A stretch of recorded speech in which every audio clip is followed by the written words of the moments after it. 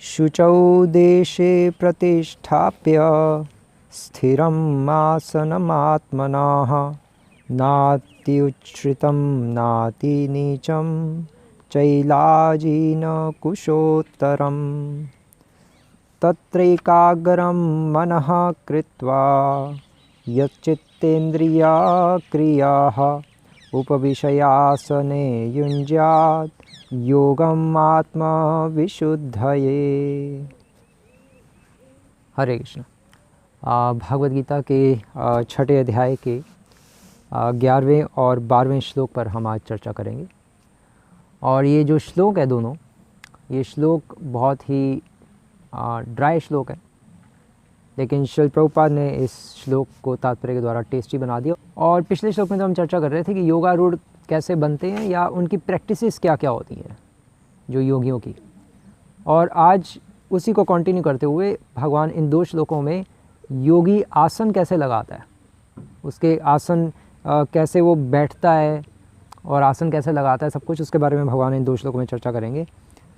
तो भगवान मतलब उसकी साधना क्या होती है, साधना के बारे में आप चर्चा कर रहे हैं। तो भगवान कह रहे हैं कि शुचौ देशे प्रतिष्ठाप्य, कि शुचौ अर्थात बहुत ही पवित्र स्थान में बैठकर वो क्या करता है, स्थापित करता है अपने मन को। स्थिरम आसनम आत्मनः, अपने मन को वो स्थिर करके स्थापित करता है एक शुद्ध पवित्र स्थल पे बैठकर। नात्युच्छ्रितम नाति नीचम, ना ज़्यादा ऊपर होता है उसका आसन, ना ज़्यादा नीचा होता है। चैलाजीन कुशोत्तरम, और उस जो आसन होता है उसका, उस आसन पे के ऊपर वो कुशाग्रास बिछाता है और फिर उस कुशाग्रास के ऊपर वो डियर स्किन अर्थात हिरन की छाल या शेर की जो छाल होती है, खाल, उस खाल को बिछाता है और फिर उसके ऊपर एक प्लेन सॉफ्ट कपड़ा बिछाता है। और फिर तत् एकाग्रम मनः कृत्वा, और इस तरह से मन को पूर्ण रूप से एकाग्र करके उपविशयासने युञ्ज्यात्, और फिर वो क्या करता है, फिर इस तरह से वो वश में कर अपने मन को स्थिर करके योगम आत्मविशुद्धये, और इस तरह से वो योग के द्वारा अपनी आत्मा की शुद्धि करता है। और श्रील प्रभुपाद भी इसके तात्पर्य में लिख रहे हैं कि पवित्र स्थान तीर्थ स्थान का सूचक है। मतलब ये जितने भी योगी होते हैं ये सब कहाँ बैठते हैं, सब हिमालय पर्वत पर जाकर बैठते हैं या हरिद्वार और ऋषिकेश में बैठ जाएंगे। अब मथुरा वृंदावन भी लिखा है यहाँ पे, वो डिवोटीज़ के लिए लिखा है जिसकी हम चर्चा करेंगे। तो इधर उधर जाके वो बैठ जाएंगे, या तो गुफाओं में बैठेंगे या किसी जंगल में पेड़ के नीचे बैठ जाएंगे, और फिर वो अपना आसन, यम नियम आसन, प्राणायाम, प्रत्याहार, धारणा, ध्यान, समाधि ये सब करेंगे। किंतु ऐसा प्राय सबों को करने के लिए ज़रूरत नहीं है। पॉइंट ये है, प्रभुपाद लिख रहे हैं, क्योंकि विशेषतः पाश्चात्यों के लिए तो ये संभव ही नहीं है। जो फॉरेनर्स हैं, जो वेस्टर्न डिवोटीज़ हैं, वो तो ये कर ही नहीं सकते। इंडियंस के लिए भी इम्पॉसिबल है, क्योंकि अल्टीमेटली ये सब करने के लिए घर बार तो छोड़ना ही पड़ेगा। इसलिए जो ये ध्यान योग है ये अत्यंत कठिन है और कलयुग में तो एप्लीकेबल ही नहीं है, क्योंकि ये करने के लिए घर बार छोड़ना पड़ेगा। अब हर कोई तो घर बार छोड़ नहीं सकता। लेकिन भक्ति योग इतना आसान है, इतना सुलभ रास्ता है कि घर में रहते रहते ही भक्ति करके परम सिद्धि की प्राप्ति हो सकती है। जिस तरह से जो ये ध्यान योगियों को तो घर छोड़ के ही प्राप्ति होती है, वो भी कृष्ण भगवान की नहीं होगी, परमात्मा की होगी। ब्रह्मेति परमात्मेति भगवानेति शब्द थे, परमात्मा की प्राप्ति हो जाएगी, सिद्धियाँ मिल जाएंगी या वैकुंठ चले जाएंगे। लेकिन जो भक्त होता है वो तो सीधा गोलोक वृंदावन जाता है ना। गोलोक वृंदावन के 4 पार्ट्स होते हैं, मथुरा, द्वारका, वृंदावन और नवद्वीप, या जिसको जगन्नाथपुरी कहते हैं। तो इस तरह से वो ये साधना करता है। लेकिन भक्ति योग को ये कुछ भी करने की जरूरत नहीं है। क्यों? क्योंकि बृहद नारदी पुराण में भी आ ही रहा है कि हरे नाम एव केवलम कलौ नासतेव नासतेव नासतेव गतिरन्यथा, कि केवल हरि का नाम, केवल हरि का नाम और केवल हरि का नाम ही, अगर कलयुग में मनुष्य की परम गति का कोई रास्ता है तो केवल हरि का नाम है। 3 बार बोला गया है, हरे नाम हरे नाम हरे नाम। 3 बार क्यों बोला गया है? ये बताने के लिए कि ना कर्म योग से, ना ज्ञान योग से, ना ध्यान योग से भगवत प्राप्ति हो सकती है कलयुग में। कलयुग में हो गई तो केवल कलौ तद हरि कीर्तनाथ। और ये भी बताने के लिए जो श्रीमद् भागवतम का श्लोक है, 12वें स्कंद के 3 अध्याय का 52वां श्लोक, कृते अध्याय तो विष्णु त्रेतायाम यजतो मखई द्वापरे परिचर्यायाम कलौ तद हरि कीर्तनाथ, कि सतयुग में तो ध्यान योग के द्वारा भगवान की प्राप्ति होती थी, त्रेता युग में यजतो मखई यज्ञों के द्वारा, द्वापर युग में परिचर्यायाम अर्थात अर्च विग्रह पूजन के द्वारा, और कलयुग में कलौ तद हरि कीर्तनाथ या उष्ट स्पंदन मात्र ने, केवल हरि का नाम लेने से ही भगवत प्राप्ति होती है। तो इतना सुलभ रास्ता है।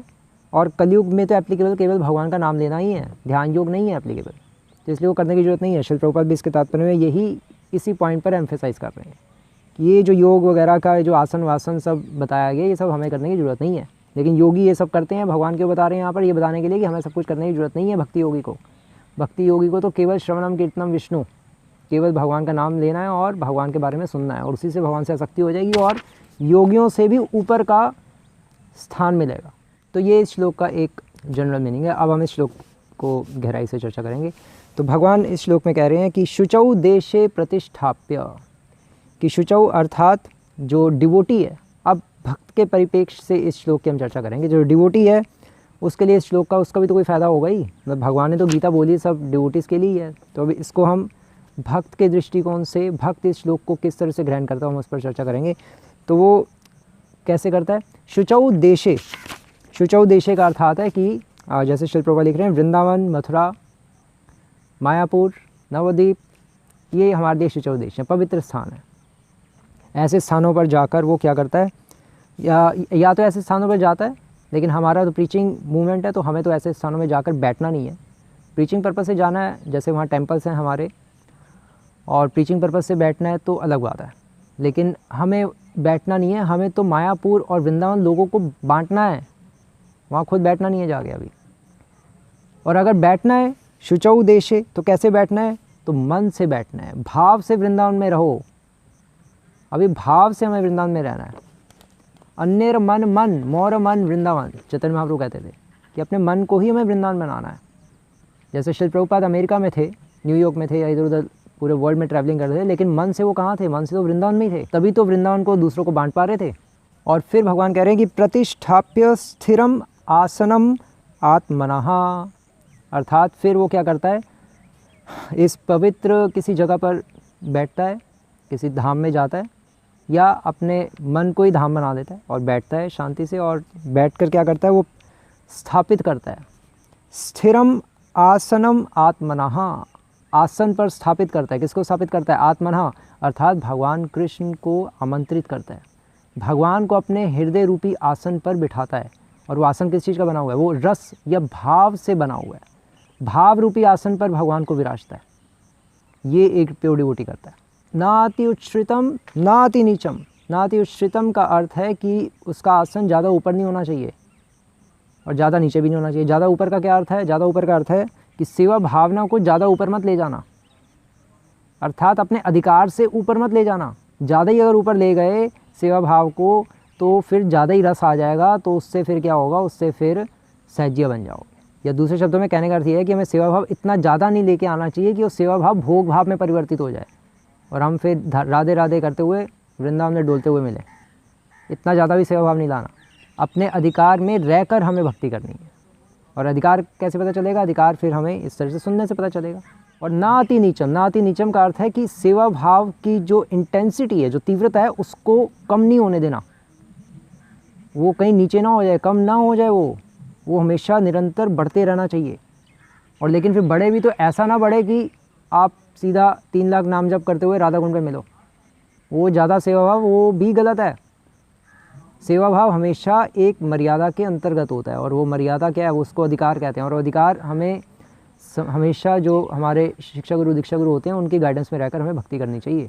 और प्रैक्टिकल भाषा में कि हमें कैपेसिटी से ज़्यादा सेवा नहीं करनी चाहिए और कैपेसिटी से कम सेवा भी नहीं करनी चाहिए। कैपेसिटी से ज़्यादा सेवा करेंगे, ज़्यादा ही सेवा भाव लाकर, क्षमता है नहीं उससे भी ज़्यादा सेवा करेंगे, तो फिर क्या होगा? फिर जैसे इस्कॉन के हरिकेश महाराज थे, बस उनकी तरह फॉल डाउन होगा। वो खूब सेवा करते थे, पूरा यूएस से उन्होंने भक्त बना दिया, कभी इधर जा रहे हैं कभी उधर जा रहे हैं, खूब सेवा कर रहे हैं। धीरे धीरे चैंटिंग छूटी, धीरे धीरे साधना छूटी, बुक रीडिंग छूटी, सब कुछ छूटा, काफ़ी टाइम तक छूटता ही गया।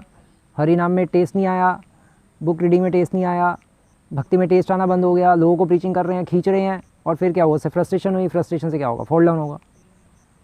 और फिर कैपेसिटी से कम भी सेवा नहीं करनी चाहिए। कैपेसिटी से कम सेवा करेंगे तो लेज़ी हो जाएंगे, आलसी हो जाएंगे, फिर रूम में बैठे रहेंगे, पड़े रहेंगे, और फिर तोन पे हाथ फेरते रहेंगे। तो ऐसा भी करेंगे तब भी फॉल डाउन हो जाएगा। तो ना अति उच्छ्रितम ना अति नीचम, ये इसका अर्थ है। और फिर भगवान कह रहे हैं चैला जीन कुशोत्तरम। चैला कहते हैं मुलायम वस्त्र को, और अजीन कहते हैं मृगछाला को। मृगछाला मतलब हिरन की जो छाल होती है या शेर की छाल, ये 2 छाल ही यूज़ में आती हैं। तो पहले वो कुशा ग्रास बिछाते हैं, कुशाग्रास क्या होता है? कुशाग्रास एक्चुअली जब भगवान वराह जब पृथ्वी को बचाकर लाए थे हिरण्याक्ष के हाथों से, और जब उन्होंने अपने आप को फिर जब झाड़ा बाहर आके, तो ऐसे ऐसे जब हिले वो पूरी तरह से, तो उनके बाल भी कुछ झड़ के गिर गए, और वो बाल जहाँ पर गिरे उस बाल से फिर कुशाग्रास, कुशाघास उत्पन्न हुई। उसी कुशाग्रास का मैट पे योगी लोग बैठते हैं, और इसीलिए सभी डिवोटीज भी कुशाग्रास का, जो जितने भी ट्रांसेंडेंटलिस्ट होते हैं वो सभी कुशाग्रास प्रेफर करते हैं। और दूसरी चीज़ उनके शरीर से जो आई वराह भगवान के, वो तिल है, जो हम तिल खाते हैं, इसलिए तिल और कुशाग्रास अत्यंत पवित्र माने जाते हैं, यज्ञों में भी यूज़ होती है। और कुशाग्रास क्यों बिछाते हैं योगी लोग या सभी डिवोटीज़ क्यों बिछाते हैं?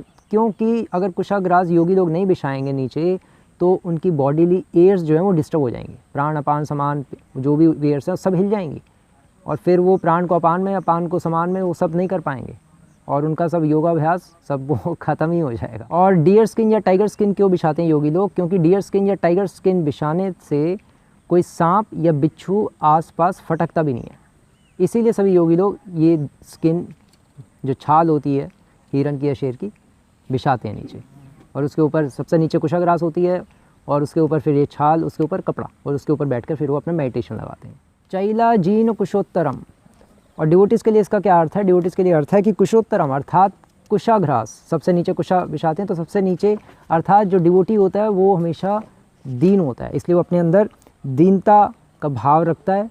और फिर अजीन, अजीन का अर्थ है डियर स्किन, और दीनता का भाव रखते हुए अपने स्वरूप में स्थित होकर वो क्या करता है? चैला अर्थात वो एक कपड़ा बिछाता है, कपड़ा अर्थात उसके ऊपर फिर वो भाव और रस की पुष्टि करता है।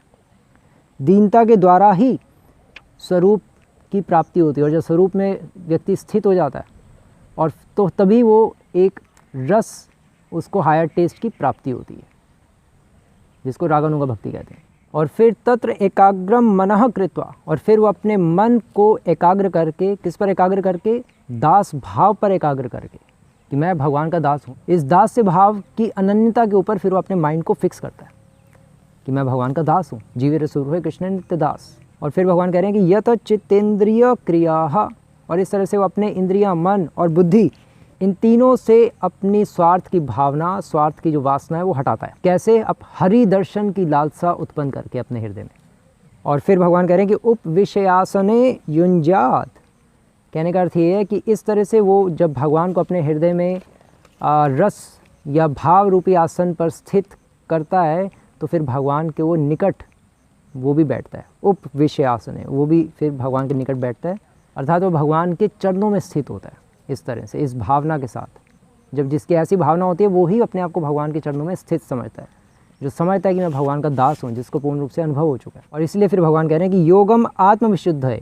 इस तरह से वो योग करने के कारण, भगवान से जुड़ने के कारण आत्मविशुद्ध है, उसकी आत्मा पूर्ण रूप से इस भक्ति योग के प्रोसेस के द्वारा शुद्ध हो जाती है। तो ये इस श्लोक का अर्थ है। हरे कृष्ण। श्रील प्रभुपाद की